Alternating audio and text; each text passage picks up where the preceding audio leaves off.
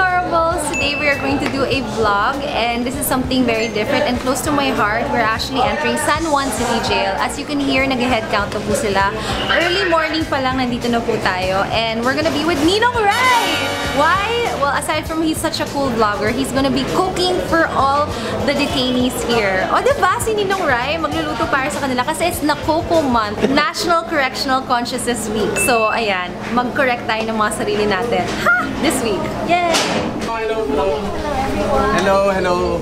Yan, kamusta? Okay naman? Yeah, I went to the different cells na. Talaga? Dito na si Ninong Rai. Yan, hello po. Hello sa inyo. Kita nyo, busog na busog po siya. Yes, syempre. Heavy breakfast. Busog yung ibang mga Tama. Okay, Ninong Rai. Yes. Have you ever been inside a jail ever? Hindi pa.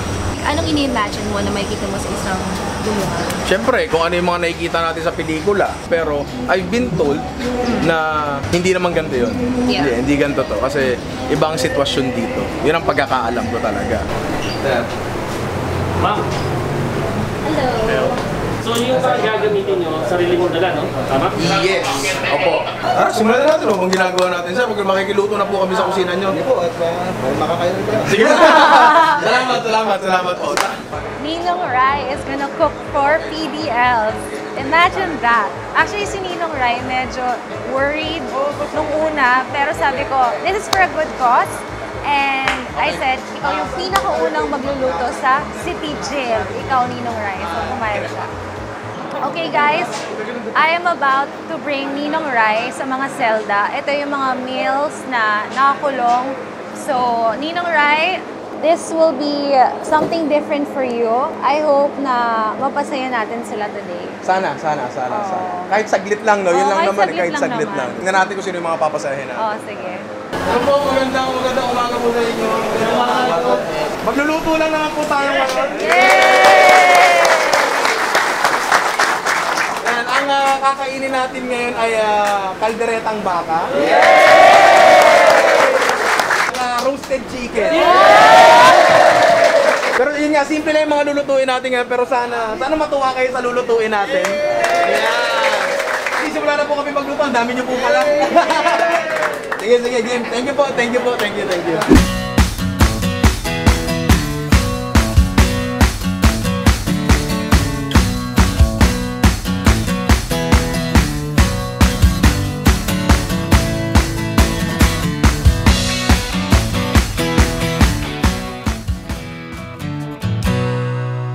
Ninong Rai, how long have you been a chef? Ngayon, I don't consider myself as a chef. Kasi I believe kapag chef ka, nasa restaurant ka, you're actually doing work. Ako, more of content creation na lang kasi ako ngayon. Pero you do have that that chef na na title. Kasi wala naman talagang wala namang magbibigay sa'yo na title na pagiging chef ka. Hindi dahil nakatapos ka ng culinary, chef ka na. So ako, I consider myself as a home cook kasi sa bahay ako nagluluto. But how long have you been a content creator? Since 2020 lang, itong pandemic lang talaga. Recent lang talaga. Yes, very recent lang talaga. Before that kasi, ang trabaho ko ay titinda ako sa palengke. Like, paano nagtitinda sa palengke? Manok, titinda ng manok sa palengke. Yan ang family business namin talaga. Nung nawalan ako ng trabaho kasi napasa na nga yung business namin. Naghanap ako ng panibagong pagbubuhusan ng focus and energy ko. Ano ba bang masarap gawin? Ako, edi magluto. Kasi yun naman yung ginagawa ko before. So bumalik ako doon, binidyohan ko, may nanood, hanggang sa, andito na tayo ngayon. Ako, first time ko lang talagang magluto sa ganito and sobrang natutuwa ako na napaunlakan yung request natin. Dahil sa'yo yun ikaw yung lumapit sa akin Makapagdagdag man lang tayo ng isang ngiti sa mundo, okay na yun. Magbibigay tayo ng kaldereta today, pero normally, Kuya Ben, ano yung mga kinakain nyo dito? Madalas po, gulay yung niluto namin. Once a week po ng manok. Nagmamanok naman pala. Oo. Minsan baboy. Pork Adobong baboy, oo. Talaga? Oo. Pero kadalasan talaga gulay. Ano yung mga delicacies nyo dito? Kasi kami nakakagawa kami ng cake noon Pero yung mga little cupcakes na pinapatong-patong, yung mga simple lang. Kayo, ano yung mga interesting na naluluto nyo dito? Bakery! Yung kinain natin kanina na sweets na mukhang galing sa restaurant, dito lang pala sa San Juan City Jail ginawa. Ang galing. Kamusta yung pagluluto ng Kuya Ben, ng pangkalahatan? Yun, pangmaramihan. Oo. Pangmaramihan. Parang ang hirap-hirap, no? Oo. Pati sa babae, kayo din nagluluto? Ay, may tagalog. Amen. May iba doon, iba nagluluto sa babae. Ibang kitchen din po yun. May kitchen. Ninong Rai, kung Yes. binudget natin yung pagkain mo ngayon, how much did you spend for all of this? Malaki-laki. Kasi sa groceries, inabot kami ng mga nasa 12. Tapos sa karne, inabot kami ng almost 30,000. Sa beef pa lang yun. Tapos sa chicken, 40,000. siguro more or less around 10K. Tapos yung bigas natin, 4 sacks na 25. So mga around 4,000 yun. So mga 60, around 60 to 70. Oo. 60 to 70,000 guys. Meron akong bigay dyan para sa inyo, hygiene kits. Oo. Sabon natin, Kojic. Tama Bakit naman nga daw. Kojic? Kasi yung mga PDLs, gustong-gusto talaga ang Kojic, gusto magpaputi. Okay, Dapat maganda yung kutis, diba? Tama, yun. tama. Yun talaga ang request pag PDL. Okay. Oh, Ninong Rai, I'll leave you muna. I'll sige. roam around and interview people so you enjoy. Okay, sige.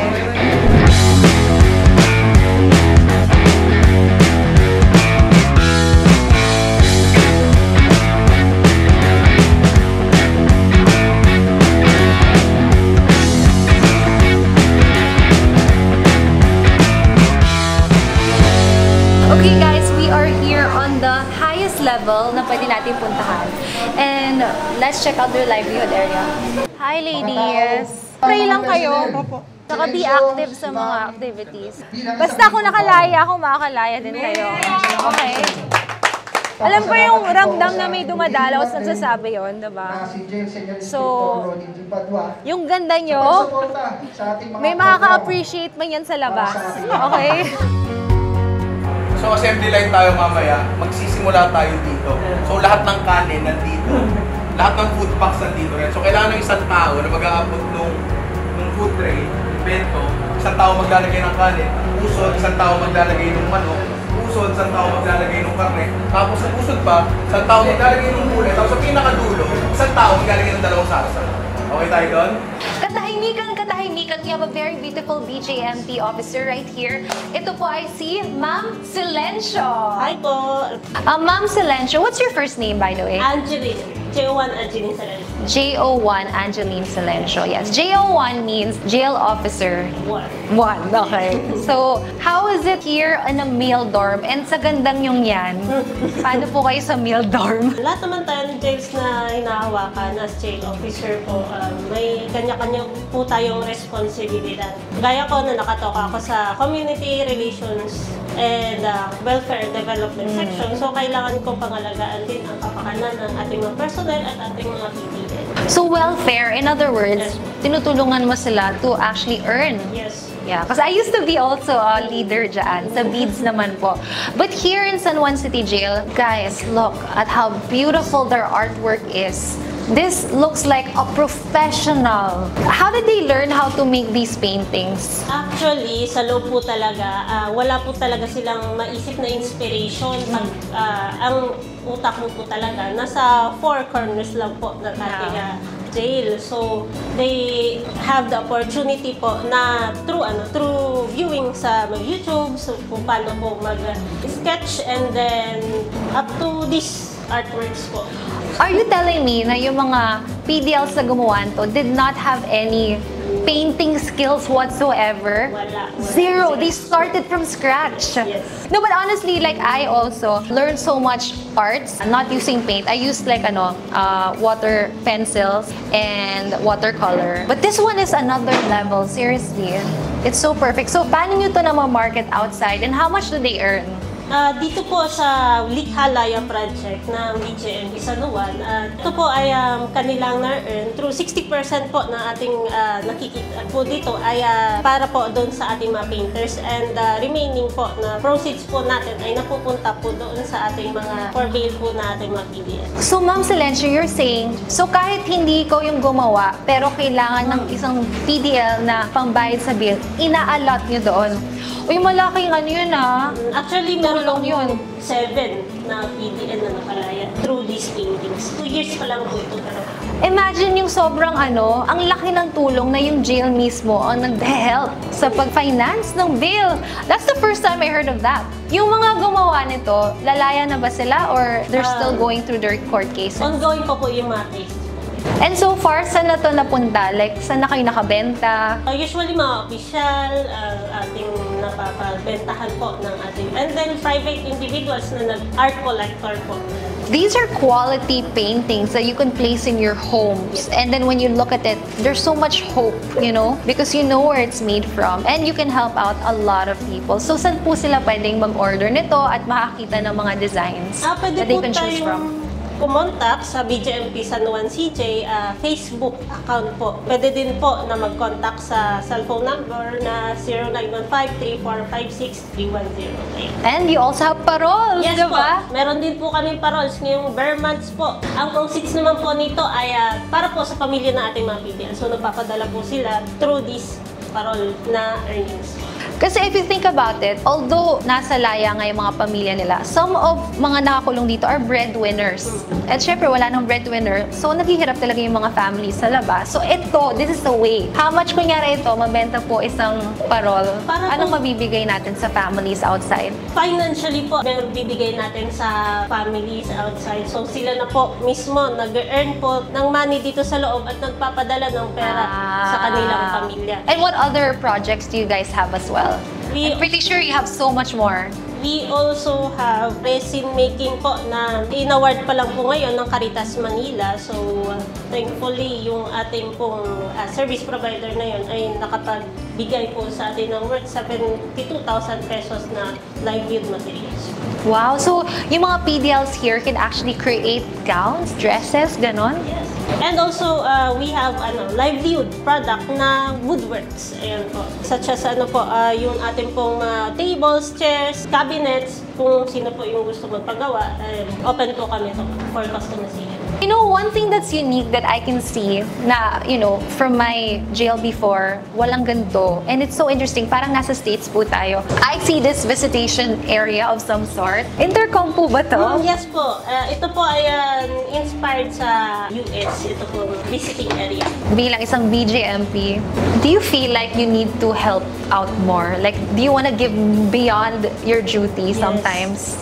Of course, as the time changes, so we have to improve ourselves so that we can give more to our PDL.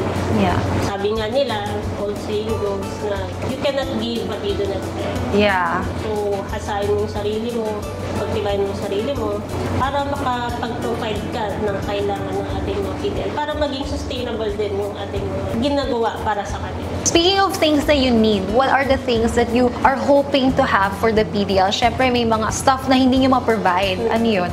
Of course, number one na dyan yung ating hygiene kits.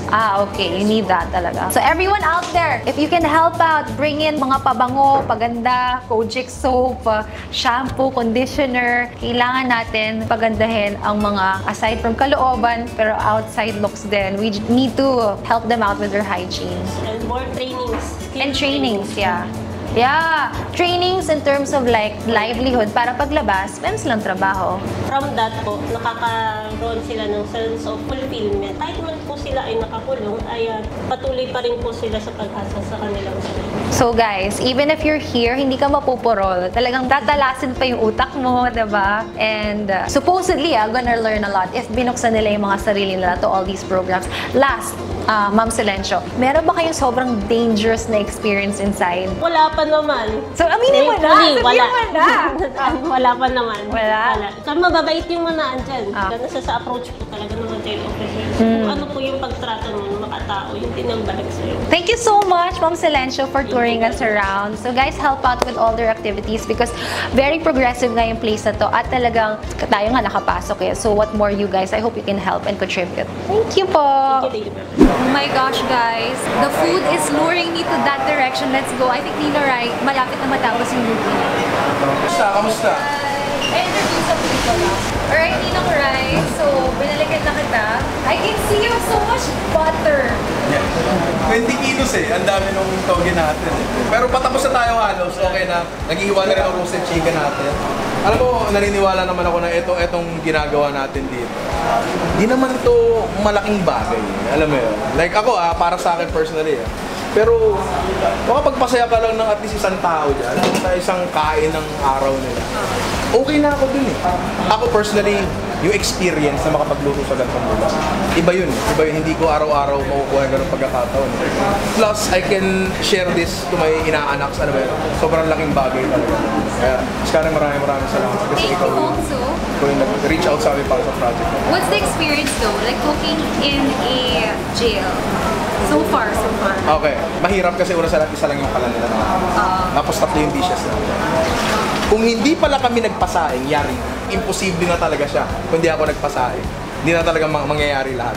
Pero dahil nga may gabay nila kuya na yung mga detainees. Yes, na sanay magluto ng ganito karami. Walang problema.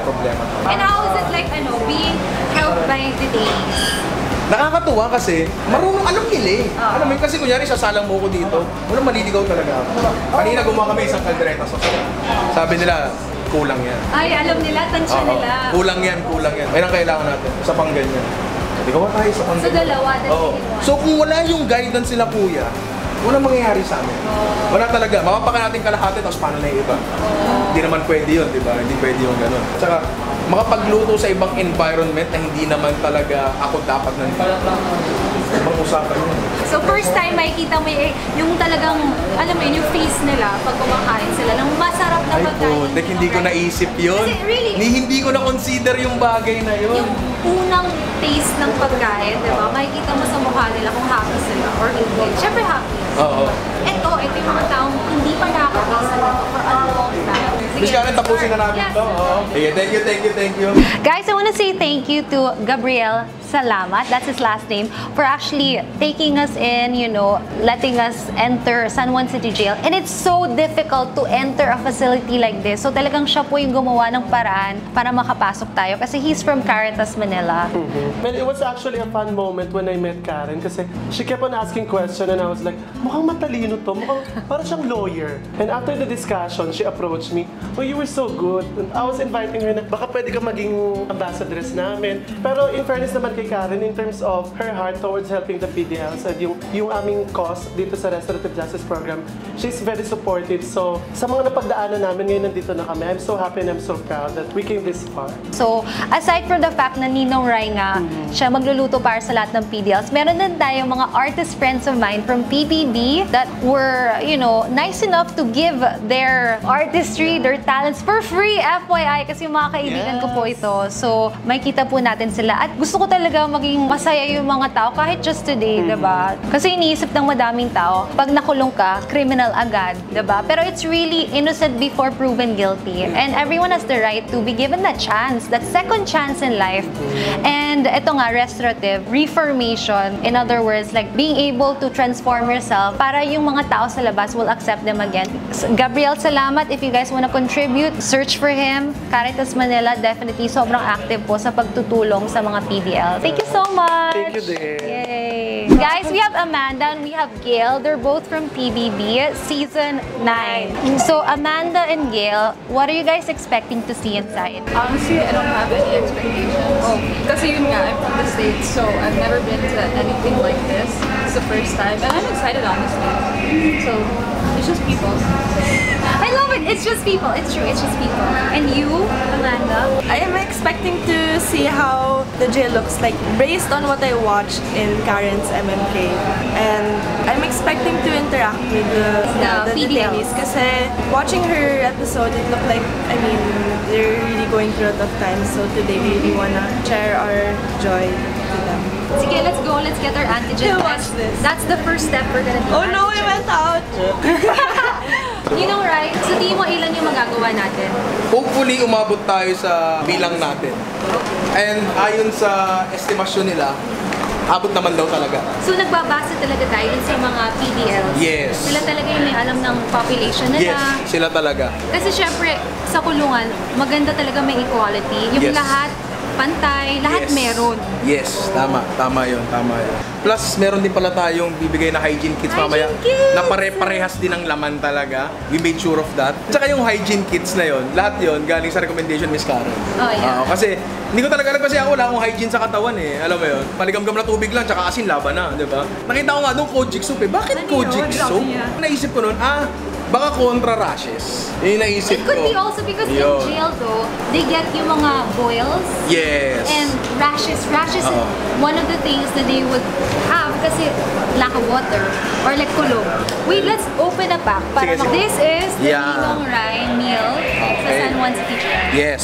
Dito meron tayo ditong roasted chicken with beef jus. So, syempre nga, yung beef caldereta natin dyan. And syempre, yung toge natin with butter.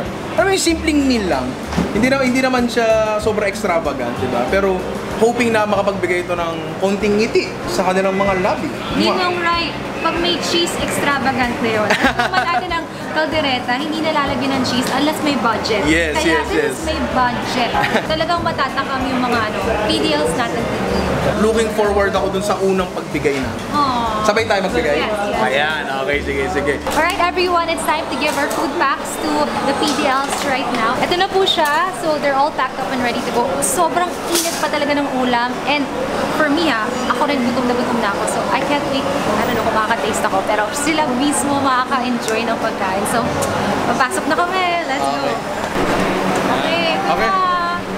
Guys, ready na kayo? Ready na kumain. Nagbabalot na po tayo, nagbabalot na.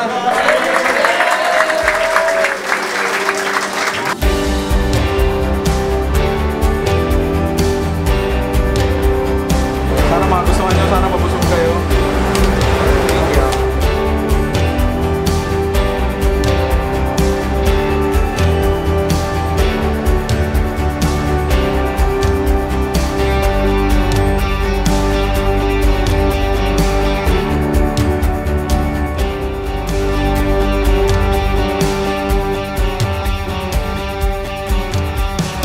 Hello po. Kamusta po luto ni Ninong Rai? Okay po, ma'am. Masarap. Tamis. Normally, ano po ba ang kinakain nyo dito? Okay naman din po, ma'am. Pero, siyempre, sa totoo lang po, mas masarap yung pakain niyo. So, okay. Okay lang po. Sa mga hindi pa nakakain, alam ko excited na kayo. Pero, darating na yun. Very good. Okay, sige. May mga very beautiful ladies na papasok dito. Kaya, magiging masaya kayo for sure. Alright guys, guess who are here with me? Ito mga beautiful stars that are actually gonna put some light here in this, facility. Alam naman natin, it can be really dark and lonely. But, with a little bit of entertainment, we can lighten things up. So we have Shania, we have Sarah from Ireland, we have Amanda, we have Gail, and we have tawag ng tanghalang, of course, Anthony. The reason why also Anthony is here, kasi yung dad niya, na-share naman niya sa TV kasi nasa kulungan yung daddy niya. So I really wanted him to experience this para he will understand what his dad is going through. I guess he'll be able to share that later on. Pero ngayon, I will let you guys experience how it is by entering the cells. Let's go! Oh yes, let's go. Guys, papasok na tayo sa bahay ni ate. Lumaya na ako dito, pero papasok tayo. Just to visit. Guys, ito po yung mga sinasabi natin bisita. Lahat po sila taga-PDD. Good afternoon po. Ayan, ito yung mga bisita po natin. Asa mo, magpiligaran tayo sa mga bisita! Magkita po tayo sa taas. Salamat. Okay, so normally in a jail, mas konti ang babae. They've been here for a long time, so let's go. Hi guys!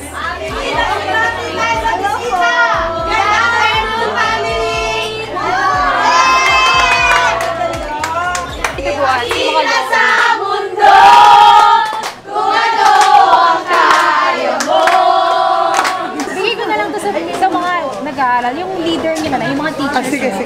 Ayan. Thank you. Mga makeup yan. Ano po?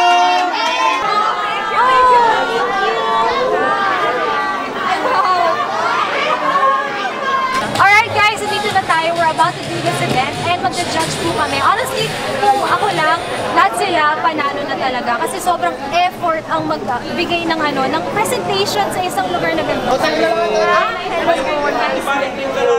Ako po kasi PDL ako doon. Mukhang maganda naman po yung Yes, malinis dito sa amin As in, okay naman so far. Maayos kasi siya yung pinakamaliit na jail population with NCR. At medyo malaki-laki yung area, unlike dati. O, ito na yung umpisa. Let's go. Thank you po. Okay. Walang sabihin na we're happy to be here, na pasayin po kayo at sana kayo lahat mawala ng pag-asa.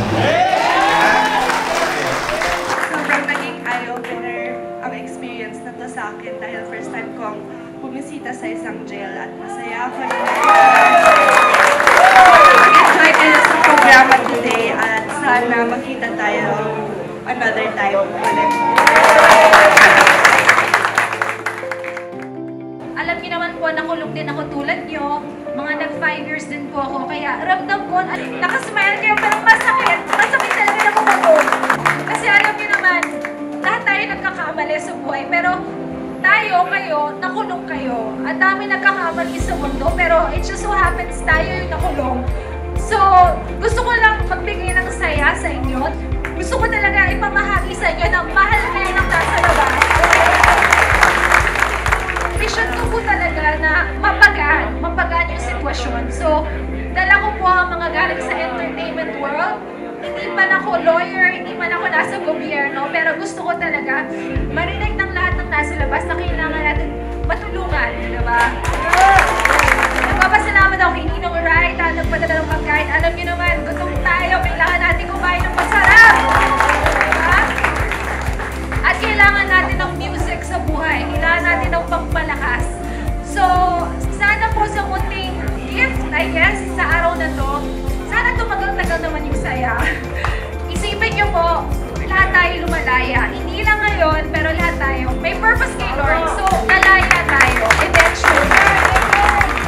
At sana po sa lahat ng mga programa ng binigay ng Caritas Manila at mga ALS, lahat po ng educational programs, talagang isapuso nyo. Paglabas nyo, lahat ng certificates yung gamitin nyo yun kasi yun yung armas nyo para sa napakamagandang buhay na nag-iintay sa inyo. Ang masasabi ko lang po sa inyo, in 1 year's time, nabalik ko po yung career ko. So, paano pa kayo, diba? Kaya nyo yan! Kaya nyo talaga iakot yung buhay nyo ulit. And, isipin nyo na lang, sobrang hirap ng kaso ko pero nagawa ng paraan. So, si Lord talagang magdasal lang kayo, as in talagang maniwala kayo, makakalaya kayo at talaya kayo. Thank you so much! Okay, thank you so much, Ma'am.